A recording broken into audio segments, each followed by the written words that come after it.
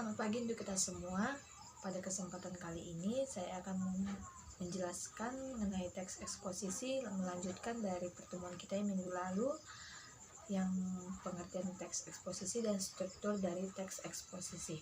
Pertemuan kali ini saya akan menjelaskan mengenai unsur kebahasaan teks eksposisi dan penulisan teks eksposisi. Nah, yang pertama, unsur kebahasaan teks eksposisi. Unsur kebahasaan teks eksposisi yang pertama yaitu pronomina. Pronomina merupakan kata ganti yang digunakan dalam teks eksposisi untuk menggantikan frasa nomina. Pronomina dapat diklasifikasikan menjadi dua macam, yaitu pronomina persona dan pronomina non-persona. Pronomina persona atau kata ganti orang yaitu persona tunggal. Contohnya seperti ia, dia, anda, kamu, saudara, nya, mu, ku, si, dan persona jamak. Contohnya seperti kita, kami, kalian, mereka, dan seterusnya. Sedangkan pronomina non-persona atau kata ganti bukan orang yaitu pronomina penunjuk. Contohnya seperti ini, itu, situ, sana, sini, dan pronomina penanya contohnya seperti apa, mana, dan siapa. Yang kedua yaitu kata leksikal. Yang pertama, kata leksikal ini terbagi menjadi beberapa bagian. Yang pertama, nomina atau kata benda. Nomina atau kata benda merupakan kata yang mengacu pada kata benda, baik yang nyata maupun yang abstrak. Dalam kalimat berkedudukan sebagai subjek.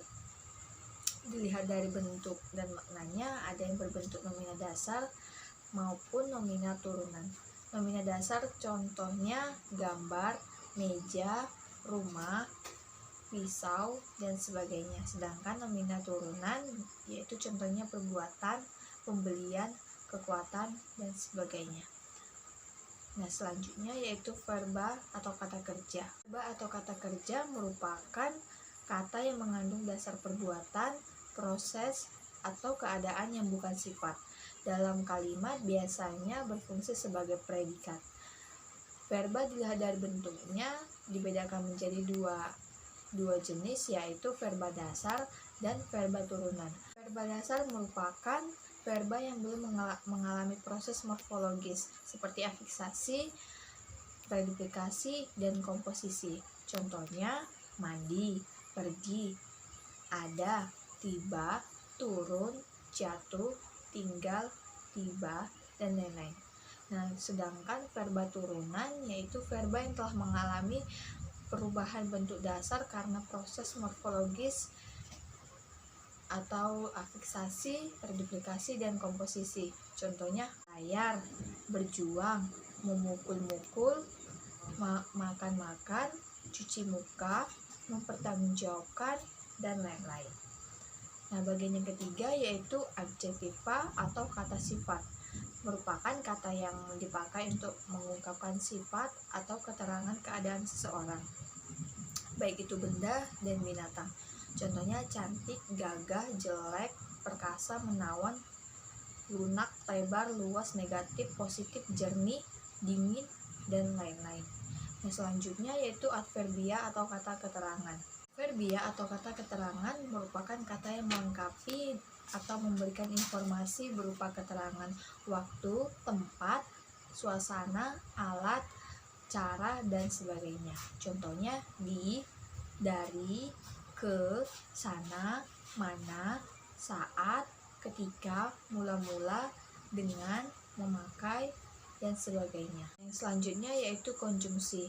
Konjungsi digunakan dalam teks eksposisi untuk memperkuat argumentasi dengan menggabungkannya dengan konjungsi yang sejenis dalam satu kalimat agar tercipta koherensi antara kalimat dengan kalimat lain.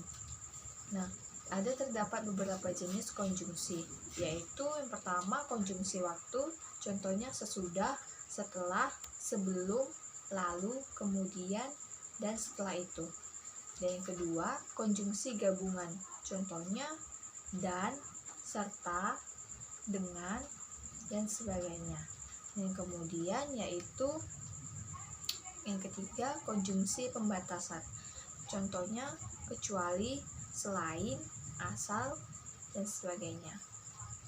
Kemudian konjungsi tujuan.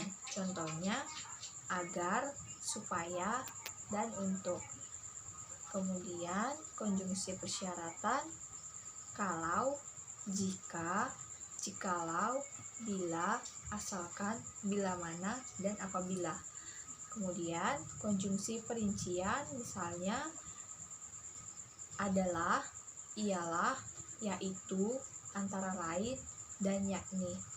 Selanjutnya konjungsi sebab akibat. Contohnya karena, sehingga, sebab, akibat, akibatnya, dan sebagainya. Kemudian konjungsi pertentangan. Contohnya tetapi, akan tetapi, namun, melainkan, dan sedangkan.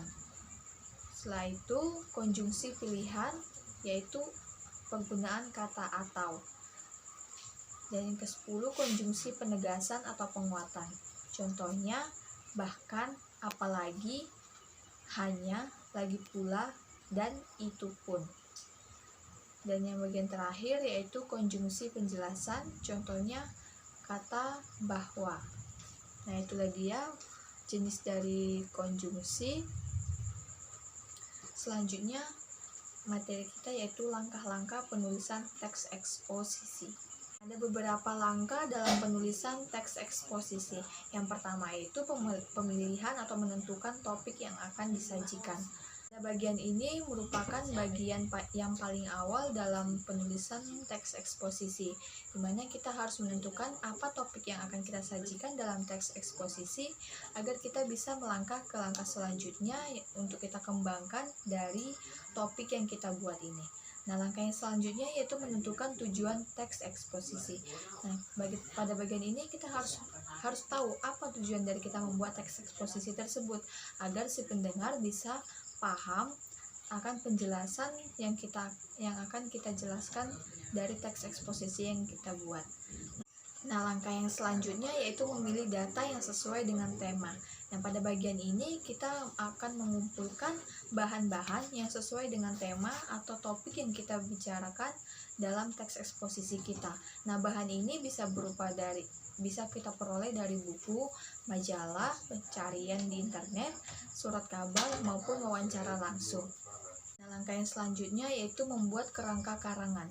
Sebelum membuat karangan eksposisi, terlebih dahulu kita membuat kerangka secara lengkap dan sistematis.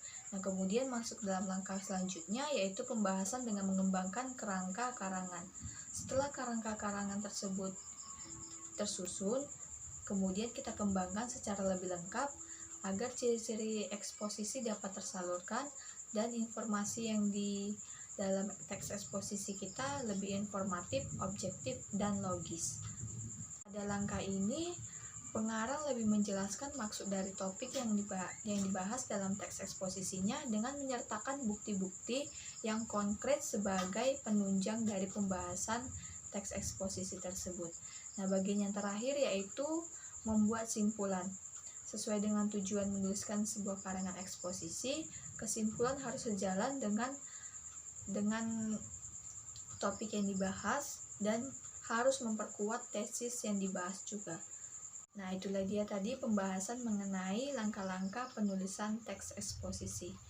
Dan pada pertemuan kali ini sampai di sini pembahasan kita mengenai teks eksposisi. Semoga kalian dapat memahaminya dengan baik, dan saya akan berikan satu soal lanjutan dari soal yang kemarin. Kalau soal yang minggu lalu mengenai kalian membuat contoh teks eksposisi, dan soal untuk saat ini, pertemuan kali ini, kalian menjelaskan unsur kebahasaan dari teks eksposisi yang kalian buat dari tugas kalian yang kemarin. Saya harap tugas yang saya berikan pada kalian dapat kalian kerjakan dengan baik dan benar. Dan semoga materi yang saya sampaikan bisa kalian pahami juga dengan baik dan bisa bermanfaat bagi masa depan kalian. Terima kasih atas perhatiannya untuk pertemuan kali ini. Selamat pagi.